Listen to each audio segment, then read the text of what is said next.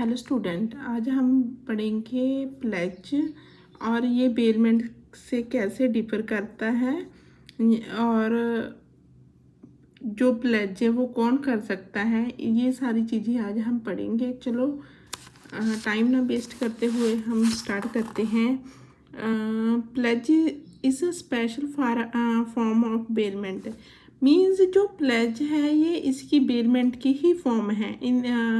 In this the goods are deliver as a security to obtain any debt. जैसे bailment पे के लिए किसी पर्पज़ के लिए दी जाती है ना, अगर वो किसी सिक्योरिटी पर्पज़ के लिए दी जाती हैं गुड्स को, तो जैसे कोई लोन लिया तो कोई चीज़ें गिरवी रख देते हैं, तो उनको बोलते हैं हम प्लेज। इनकी डेफिनेशन क्या है? डेफिनेशन इसकी section 172 of the Indian Contract Act 1872 में डिफाइन है। क्या है define? The bailment of goods as security for payment of debt और performance of a promise is called pledge. ठीक है, जैसे हमने डिस्कस किया कि सिक्योरिटी के पर्पज़ के लिए गुड्स को देना किसी लोन के लिए, तो उसको प्लेज बोलते हैं। तो इस तरह से thus pledges such a bailment of goods which is for the payment of any debt. को जो डेट के लिए पेमेंट होती है उसके लिए, is for the performance of any contract, कोई कॉन्ट्रैक्ट परफॉर्म करने के लिए, और इज़ फॉर द सिक्योरिटी, मतलब सिक्योरिटी पर्पज़ के लिए। ये सारी क्या होती हैं? ये प्लेज होती हैं। A receives ₹5,000 as debt from B. ठीक है, ए ने 5,000 बी से लिए and pledge his gold chain as a security to B. This is a pledge. मतलब अपनी गोल्ड चेन दे दी कि इसके जब तक मैं पैसे ना लौटाऊं, वापस करूं, तो तब तक आप ये गोल्ड चेन रख लो। तो इसमें ये चेन है, गोल्ड चेन को उसने प्लेज कर दिया। One who pledge is called pawnor. जो pledge one who pledges is called pawnor and जो प्लेज करता है वो पॉनर होता है। ऑन टू हुम, जिसको दी जाती है वो होती है पॉनी। ठीक है, the supreme Court define pledge as pawn और pledge is a bailment of personal property as a security for some debt और इंगेजमेंट। ठीक है, इसमें एसेंशियल एलिमेंट क्या है? Movable property. प्लेज के लिए मूवेबल प्रॉपर्टी होनी चाहिए। Pledge can only be respect of movable property, not immovable property. All type of goods, document और valuable property of private nature can be subject matter of pledge. वही कोई document हो सकते हैं, जैसे रजिस्ट्री वगैरह होती है, या कोई वैल्यूएबल प्रॉपर्टी होती है प्राइवेट नेचर की, वो प्लेज की जा सकती है। ठीक है, डिलीवरी ऑफ पोजेशन ऑब्वियस है, इसमें डिलीवरी देनी होती है। Pledge require the delivery of possession. Such possession can be actual और constructive. It does not require transfer of title. The common delivery of possession is sufficient. वही है कि कोई एक्चुअल टाइटल ट्रांसफ़र करने की ज़रूरत नहीं है, सिर्फ डिलीवरी करनी है। और डिलीवरी कैसी करनी है? एक्चुअल भी हो सकती है, कंस्ट्रक्टिव भी हो सकती है। जैसे किसी प्रॉपर्टी के कागज दे दिए तो कंस्ट्रक्टिव होगी, घर के कीज़ दे दी वो कंस्ट्रक्टिव होगी। ठीक है, तो आगे देखते हैं। The supreme court mention 3 element for pledge. Supreme court ने कौन कौन से 3 एलिमेंट मेंशन किए? Payment of debt by bank, execution of promissory note by firm and endorsement of railway receipt in favour of bank. ये सारे क्या हैं? ये एलिमेंट हैं प्लेज के।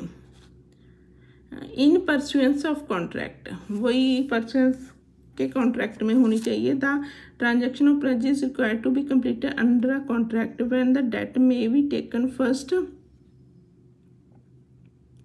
And the goods may deliver afterward. मतलब ऐसा नहीं है चाहे डेट पहले ले लिया, गुड्स बाद में ट्रांसफर, इन चीज़ों का कोई इसमें कोई मैटर नहीं है। In other it can be say that a contract is required for delivery of any property capable of being identify as a security the pawnee. तो नेक्स्ट है डिलीवरी एज अ सिक्योरिटी, जो security के purpose से ही delivery होनी चाहिए। The transaction of pledge require the delivery of goods for the following purpose as a security for payment of debt और as a security for the performance of any promise. कोई act perform करने के लिए भी security दी जाती है, ठीक है। The Madras high court held that in the case of state bank of India versus Shrimati Jayanti that the bank could only retain the goods so pledged till the payment of such specific debt for which it was pledged, not for the other debt। चलो आज अब हम देखते हैं difference between the pledge and bailment. Pledge और bailment में जैसे हमने पहले भी देखा था, जो प्लेज है ये बेलमेंट का ही पार्ट है।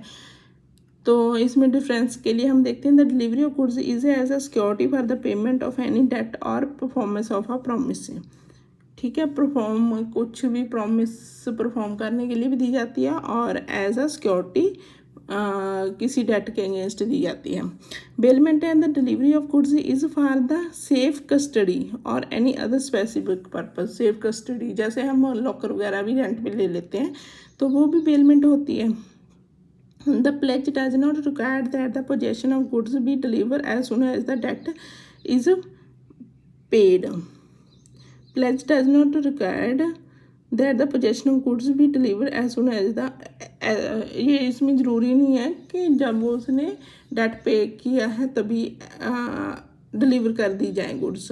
The contract of bailment arise only when the goods are deliver. Bailment का कॉन्ट्रैक्ट तभी अराइज होता है जब गुड्स को डिलीवर किया जाता है। Pledge does necessary require consideration, इसमें कंसिडरेशन जरूरी होनी चाहिए। Bailment does not require consideration, bailment can be gratuitous. इसमें कंसिडरेशन की ज़रूरत नहीं है। जैसे हम कोई बुक्स अपने फ्रेंड को पढ़ने के लिए दे देता है तो उसमें कोई कंसिडरेशन नहीं है, लेकिन वो ग्रेटिट्यूड है, ठीक है, तो उसको बेलमेंट कहेंगे। Pawnee has no right to use the goods, pawnee को सिक्योरिटी के लिए दी है, उसके पास कोई राइट नहीं है कि वो गुड्स का यूज़ करे। लेकिन bailee has the right to use the goods, क्योंकि उसने उसी पर्पज़ के लिए तो ली है। The demand for the return of goods can only be made after the payment of debt और परफॉर्मेंस ऑफ द प्रॉमिस।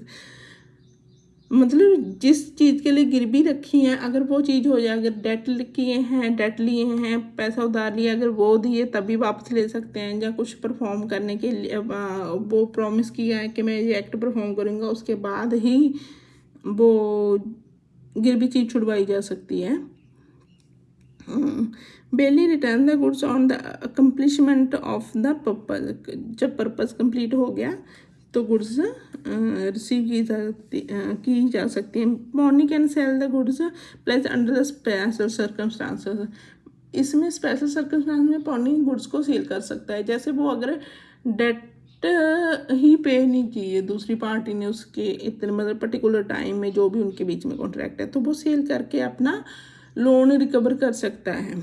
लेकिन उसमें ऐसा नहीं होता। Bailee can not sell the goods, bailee ही only has the right to lien, रख सकता है अपने पास लियन करके, लेकिन सेल नहीं कर सकता। The contract of pledge does not terminate on delivery of goods back even before the payment of debt in specific circumstances. The contract of pledge does not terminate, जो प्लेज का कॉन्ट्रैक्ट है वो terminate नहीं होगा on the delivery of goods back even before the, अगर payment होने से पहले वो वापस कर देता है कुछ भी जो भी सिक्योरिटी है, तो उसमें मतलब इन स्पेसिफिक सर्कमस्टांस में तब भी कॉन्ट्रैक्ट हो प्लेज का ये ख़त्म नहीं होगा। The contract of bailment immediately terminate on the delivery of goods back to the bailor, जब बेलर के पास गुड्स चली जाएंगी तो कॉन्ट्रैक्ट टर्मिनेट हो जाएगा। The contract of pledge terminate on the payment of debt और परफॉर्मेंस ऑफ प्रॉमिस, कब टर्मिनेट होगा, जब पेमेंट डेट की पेमेंट होगी और जब परफॉर्म हो जाएगा promise. Bailment terminate on the completion of purpose object gratitude bailment can be terminated at any time on the bill of baler, मतलब बेलर की बिल पे डिपेंड करता है, ठीक है, जहाँ जो भी पर्पज़ है उनका वो कंप्लीट हो जाता है। अब effect of pledge by non honour, जो नॉन मतलब प्लेज का ऑनर नहीं है उसका प्लेज के ऊपर क्या इफेक्ट पड़ता है, हम रीड करते हैं इसको। When a pledge has been made by such a person who is not the owner of goods, then the effect of such pledge has been laid in section 178A and 179 of the Indian Contract। कहाँ दिया गया हुआ Indian Contract act में 178A और 179 में, where the pawnbroker has obtained possession of the goods pledged by him under a voidable contract, the pledge of such goods shall be considered valid under the following situation। किन situation में वो valid contract होएगा, valid होंगी, till the contract has not been declare void, जब तक वो contract void declare नहीं हो जाता। The pawnee act in goods faith and without not of the pawnor's defect of title, मतलब पॉनर के डिफेक्ट ऑफ टाइटल की वजह से नहीं वो देता, वो गुड फेथ में उसको डिलीवर कर देता है। But where any person does not have any title to the property and no contract has been created between the party, there such person can not pledge the property, pledge of such goods shall be invalid, मतलब अगर title नहीं है, कोई उनमें contract भी नहीं हुआ, तब वो जो प्लेज है वो इनवैलिड मानी जाएगी। Section 179 says that where a person pledge goods in which he has only limited interest, the pledge is valid to that extent of that interest। In other words, it can be said that if any person pledges such goods in which he has only limited interest, then the pledge shall be valid to the extent of the interest, not more than that। वही है इसमें, जहाँ तक उसका interest है तब तक उस लेवल तक वो वैलिड होगा, उसके बाद वो इनवैलिड होगा, वो वॉइड हो जाएगा। ओके स्टूडेंट, थैंक यू, आज की क्लास हुई ख़त्म।